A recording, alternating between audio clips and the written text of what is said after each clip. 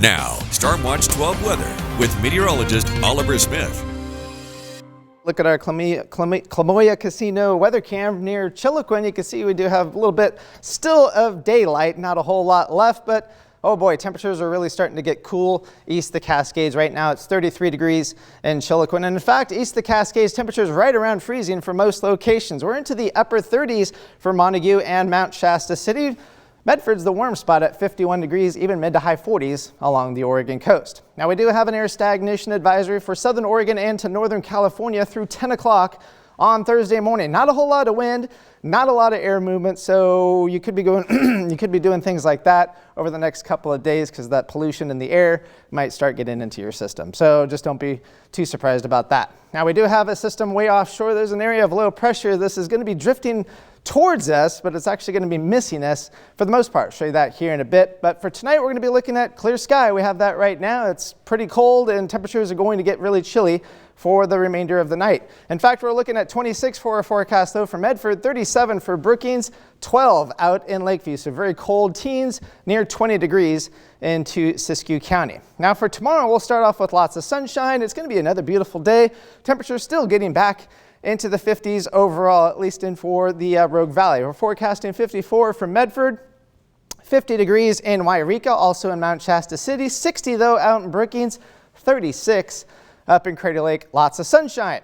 Now we have high pressure all throughout the region, and this has just been kind of parking itself over the Pacific Northwest, and very slowly is going to be pushing off towards the east over the next several days. In fact, we're going to have a system that we were just looking at that's going to be moving mostly into central California, and it could trigger a few showers along the coast for Brookings, especially once we get towards Tuesday night into early on Wednesday. Other than that, it's going to be a very, very quiet pattern overall. Now, precipitation forecast for the next 5 days, you can see some pretty decent rain, especially west of the Rogue Valley, primarily along the Oregon coast, and that precipitation forecast keeps it dry through Wednesday. That system gives a few showers over towards Siskiyou County and farther south on Wednesday.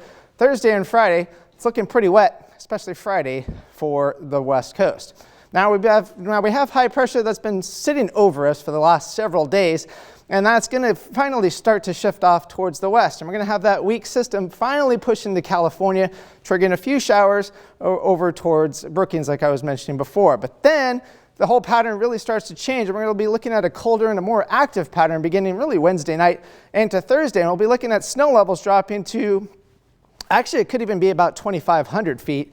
If things go just right. But either way, pretty low snow levels once we get towards late next week and into early next weekend early next week as well. Now, in terms of our rainfall amounts, we're not anticipating anything really for the next couple of days. Even with that system into California, maybe just a couple hundredths down to the south. But other than that, it's going to be pretty quiet until late Thursday and into Friday. Then the rain really starts to ramp up, could be heavy at times along the Oregon coast. And speaking of the Oregon coast, temperatures are going to stay right around 60 degrees for the next couple days.